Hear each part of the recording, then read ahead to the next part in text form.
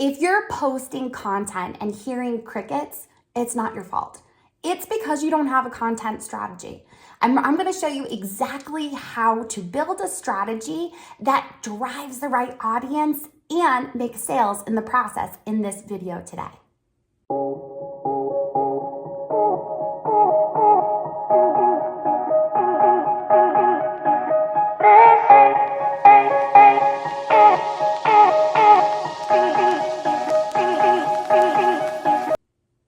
Content creation is one of the pieces of your business that you absolutely need to have.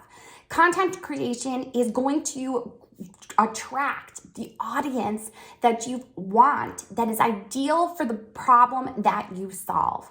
By creating a content creation strategy, you're making sure that you're not just throwing spaghetti against the wall.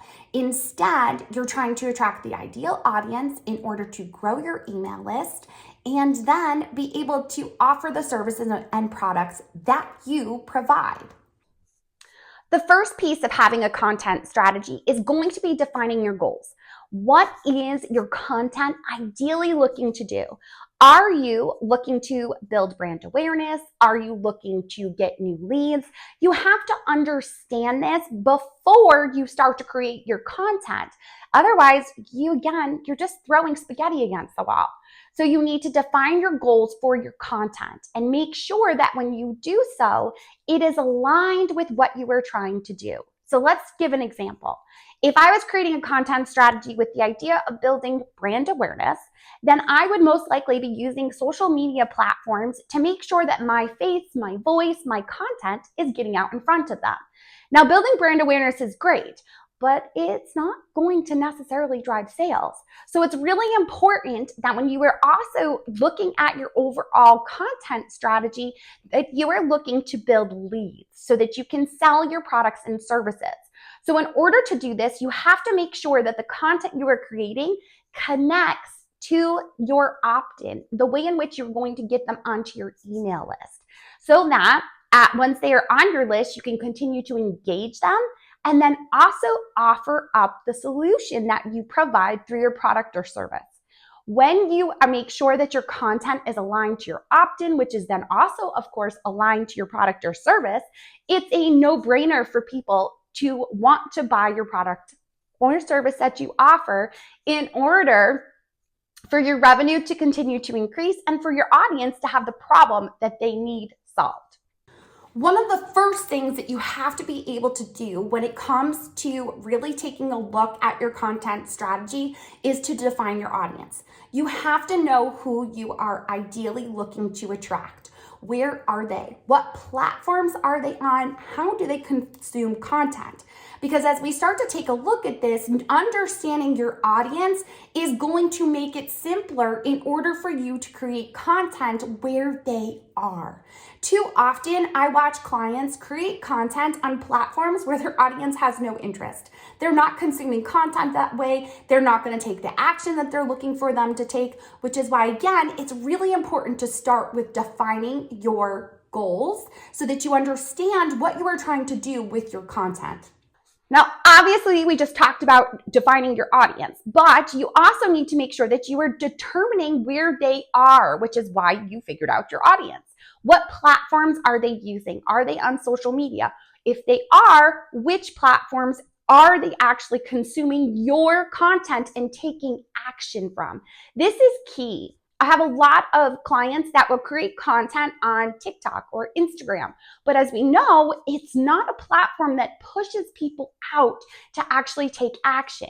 More what it does is build that brand awareness. So if you're attempting to do that, then that's the right platform for that. If you're looking for them to take action, to download an opt-in, to get onto your email list, to actually buy a product or service that you offer, then you need to be creating content somewhere where it is yours.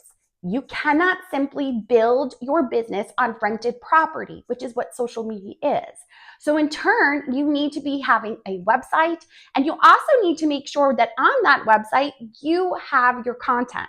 Now, if you have been following along with us for a while, you probably have heard me talk about the controversial strategy of repurposing content.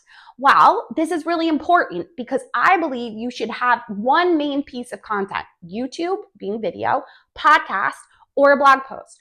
Either way, if you are starting off with YouTube, it should get turned into a podcast, which then in turn should get turned into a blog post. You need to repurpose your content and not look to reinvent the wheel. But you also, when you're taking a look at this, again, it's important. How does your audience consume content? We are seeing more and more people are starting to consume content on video. They need that extra boost of understanding who you are and feeling that connection with you. So if you are just getting started, or if you are looking to revitalize your content, I would highly recommend looking at creating video content that you can then repurpose into a blog post and potentially even into a podcast episode. The next piece of being able to take a content strategy and actually real world apply it is, now that you know what platforms you are going to be creating content for, and you've made sure that you have a content strategy that's in line with your goals, now you need to make sure that you create a content calendar so that you can stay organized. One of the biggest things I hear from clients is often that they cannot utilize their time to the best of their ability. And this is often because they don't have a calendar in mind. And it all comes back to this strategy. Really starting to think about the pillars of content that you offer so that you can send people to the right pieces that are going to hit on the pain points that they have, and then show them how you solve the problem. And this is then in turn going to get them onto your email list, which then will offer your products or services as a way to solve that full problem for them.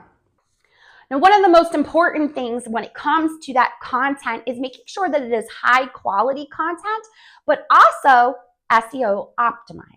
It's important that if you want to be found, that you are using the words that people are looking in order to find the solution. We call that keyword research. And when we are doing this, we're looking for the strings of words that people are using in order to find a solution to their problem. When you create content that hits on those keywords, you are more likely to get found when they are trying to find that solution to their problem. Creating content that's in line with this, that is going to attract that ideal person, is going to be key to your overall content strategy, because you're going to be able to interlink to other content that also continues to solve the problem.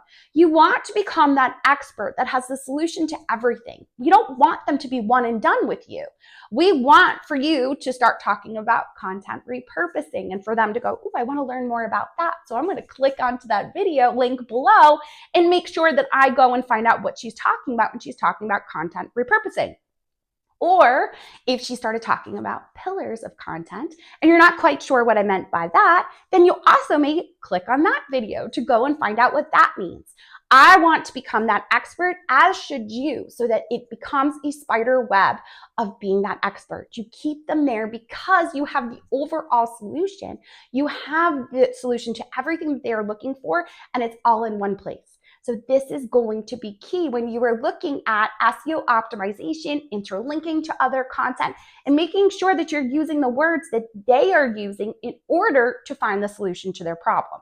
The next piece of what we want to talk about is actually leveraging, making sure that we are looking at the data. Your data is so important. You're going to look at making sure that you refine what is working and fix what isn't.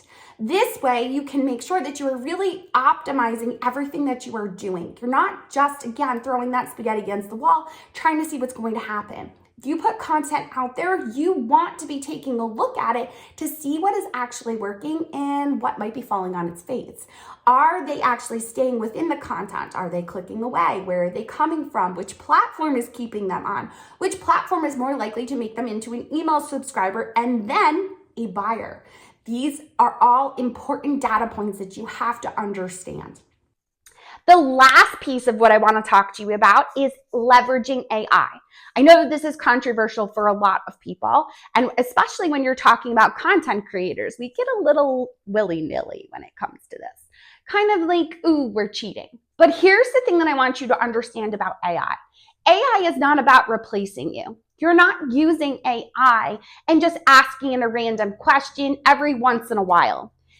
AI needs to understand who you are and who you are trying to attract. In order to do this, you need to be providing AI with a lot of information.